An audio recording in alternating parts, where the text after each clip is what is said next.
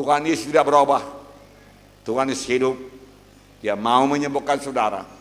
Pada waktu Tuhan Yesus memperkenalkan dirinya kepada bangsa Israel, bangsa pilihannya, yang baru bebas dari perbudakan di Mesir, dia berkata, akulah Tuhan, akulah Jehovah Rafa, Tuhan yang menyembuhkan engkau.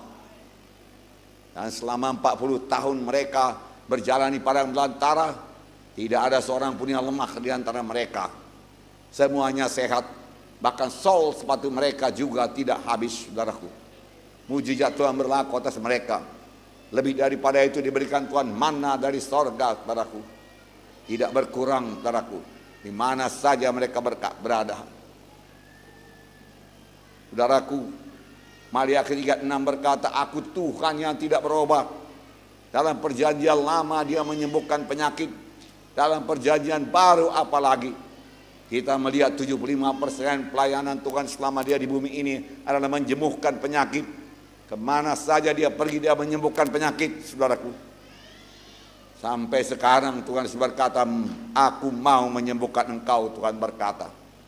Malam ini terimalah kesembuhan saudara. Malam ini terimalah mujizat saudara. Tidak ada yang mustahil bagi saudara yang percaya. Mari semua kita berkata, tidak ada yang mustahil bagi saya yang percaya. Sekali lagi, tidak ada yang mustahil bagi saya yang percaya. Saya percaya Tuhan. Malam ini engkau mau menyembuhkan saya. Ya, saya ambil contoh dari Yohanes pasal 4:46 sampai 53. Maka Yesus kembali lagi ke Kana di Galilea, di mana dia membuat air menjadi anggur. Dan di Kapernaum ada seorang pegawai istana, anaknya sedang sakit. Ketika ia mendengar bahwa Yesus telah datang dari Yudea ke Galilea, pergilah ia kepadanya lalu meminta supaya ia datang dan menyembuhkan anaknya, sebab anaknya itu hampir mati. Kata Yesus kepadanya, jika kamu tidak melihat tanda dan mujizat, kamu tidak percaya. Pegawai istana itu berkata kepadanya, Tuhan, datanglah sebelum anakku mati. Kata Yesus kepadanya, pergilah, anakmu hidup. Orang itu percaya akan perkataan yang dikatakan oleh Tuhan Yesus kepadanya. Lalu ia pergi. Ketika ia masih di tengah jalan, hamba-hambanya telah datang kepadanya dengan kabar bahwa anaknya hidup. Ia bertanya kepada mereka pukul berapa anaknya itu mulai sembuh. Jawab mereka, kemarin siang pukul 1 demamnya hilang. Maka teringatlah ayah itu, bahwa pada saat itulah Yesus berkata kepadanya, anakmu hidup. Lalu ia percaya, ia dan seluruh keluarganya. Di sini kita melihat, saudaraku, Yesus kembali ke Kana di Galilea. Kita mengetahui di Kana di Galilea inilah mujizat Tuhan yang pertama, air menjadi anggur. Di Kapernaum yang jaraknya 40 km dari Kana, jauh itu. Pada waktu itu jauh, pada waktu sekarang boleh jadi tidak jauh, bisa ditempuh dengan mobil setengah jam, apalagi jalannya mulus, jalan beton.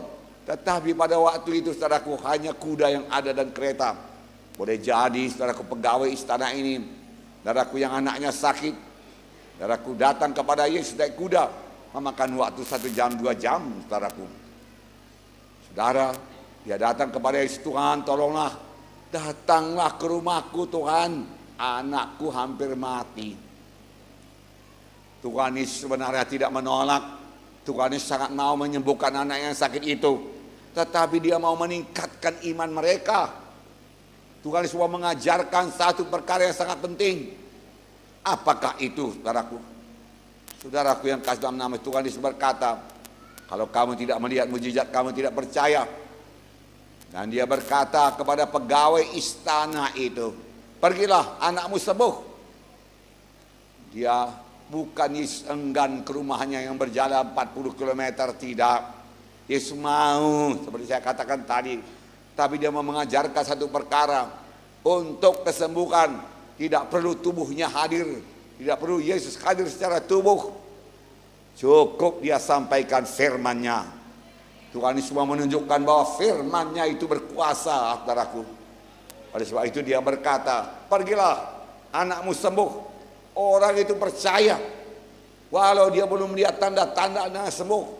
Walau dia belum menerima berita anaknya sembuh, karena jaraknya 40 km, saudaraku. Pada waktu itu tidak ada telepon genggam tentunya, saudaraku, telepon biasa pun tidak ada. Tapi dia percaya, dia gembira, dia sukacita, dan dia pulang.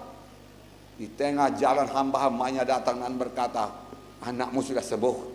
Kapan sembuhnya? Dia katakan, kemarin siang kira-kira pukul 1. Lalu dia ingat itulah waktunya Tuhan Yesus mengucapkan, pergilah anakmu sembuh.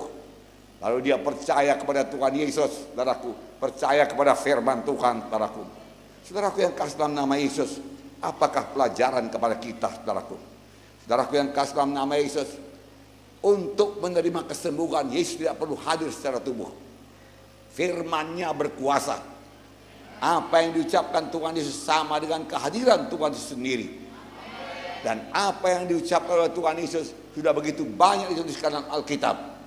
Apakah kita bisa percaya apa kata firman Tuhan sama sebagaimana pegawai istana ini, saudaraku, percaya akan kesembuhan daripada Tuhan, kuasa firman Tuhan. Tidak perlu Yesus hadir, saudaraku. Dia hanya berkata, ulanglah, jadilah kepadamu sama sebagaimana engkau percaya. Sekarang ini pun, saudaraku yang kasih dalam nama Yesus, mari percayai apa yang dikatakan firman Tuhan. Tidak perlu Tuhan hadir, apalagi memang Tuhan sudah di sorga. Dia tidak bisa hadir secara tubuh, tapi firman-Nya di sini. Apa yang diucapkan Tuhan Yesus tidak pernah lenyap dari muka bumi ini. Sekali diucapkannya tetap berlaku. Biarlah kita mengerti ucapan firman Tuhan sangat berkuasa. Bukankah dunia ini diciptakan, saudaraku, dengan perkataan Tuhan Yesus? Dia hanya berkata, jadilah terang, jadi terang. Jadilah cakrawala, jadilah langit, jadi semua. Jadilah matahari, bulan dan bintang, jadi. Jadilah laut, jadi. Jadilah ikan-ikan di laut, jadi. Dia tidak perlu membentuknya, saudaraku. Dan dia tidak perlu bahan-bahan untuk itu. Firman Tuhan punya kuasa untuk menciptakan. Apa yang tidak ada menjadi ada. Tidak ada kesembuhan menjadi ada kesembuhan.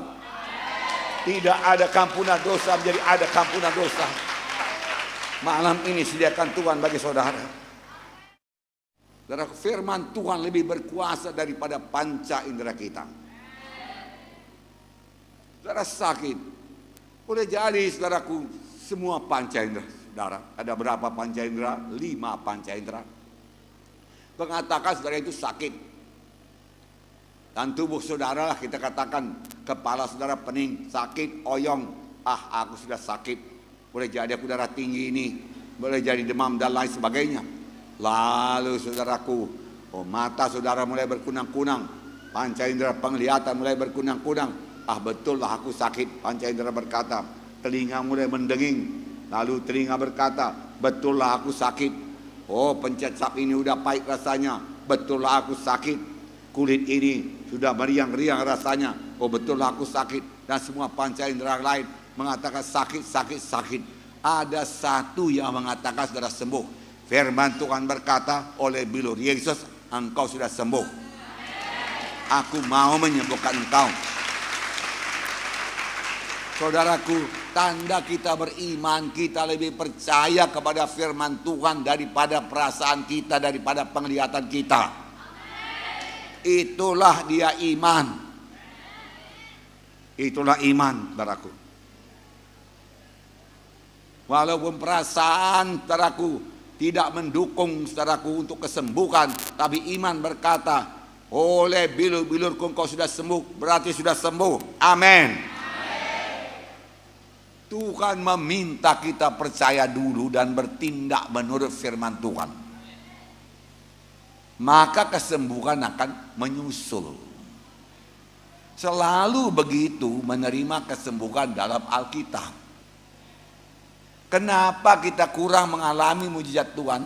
Karena kita mau melihatnya dulu, kita merasakannya dulu, barulah kita percaya, oh betullah Tuhan menyembuhkan.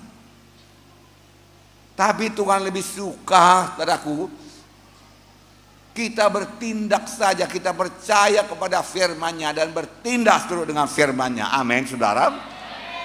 Saudaraku yang kasih dalam nama Yesus, kepada seorang lumpuh, Yesus berkata, bangunlah, angkat tempat tidurmu, pulanglah ke rumahmu. Lalu orang itu bangun dan pulang. Orang lumpuh ini punya iman. Dia tidak berkata, Tuhan, engkau kan melihat aku lumpuh, enggak bisa aku mengangkat tilam, berjalan pun tidak bisa, berdiri pun tidak bisa. Sembuhkanlah aku dulu Tuhan, baru bisa aku berdiri, kuangkat tilamku. Dia tidak berkata demikian, dia cukup percaya kepada apa yang diucapkan oleh Tuhan Yesus. Tuhan Yesus berkata bangun, dia bangun, saudaraku. Dia mengangkat tilamnya, dia pulang. Pada waktu dia bangun itu satu tindakan iman, dan pada waktu itulah kuasa Tuhan, saudaraku, meluncur kepadanya, menyambar dia, saudaraku, hingga dia sembuh.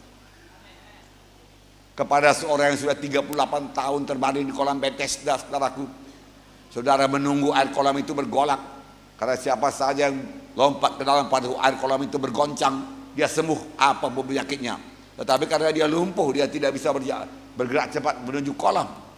Yesus datang, maukah engkau sembuh? Dia berkata, Tuhan, enggak ada orang yang mengangkat aku ke kolam itu.